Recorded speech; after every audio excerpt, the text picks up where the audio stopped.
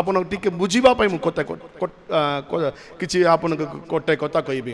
ଆପଣଙ୍କ ଘରେ ଗୋଟେ ଲୋକ ଅଛନ୍ତି, ଗୋଟେ 4-5 ଜଣ ଅଛନ୍ତି ପୁରୀ ଭାବନ୍ତୁ, କିନ୍ତୁ ସେଇଠି 4-5 ଜଣରେ ଜଣେ ଲୋକ ମାତ୍ର କାହା ସହିତ ବି କଥା ହେବେ ନାହିଁ,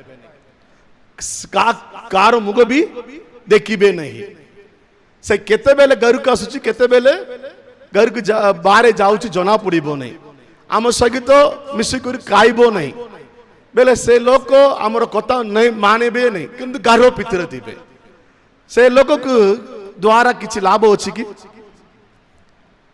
ବେଲେ ଘରେ ଅଛି, ତାଙ୍କ କ'ଣ ଅଛି प्लाटफॉर्म रास्ता मोर टिकना नहीं, मोर टिकना बेले ये जूनागढ़ इंजली बगाली IMFM चर्च पर टिकना लागी किछि लोग घर भितर अछंदी, किंतु घर लागी घरर लोक मानक पय किछि उपकार विवाह किछि कोन लाभ नहीं, किंतु चर्च कोन अछंदी घर रे अछंती।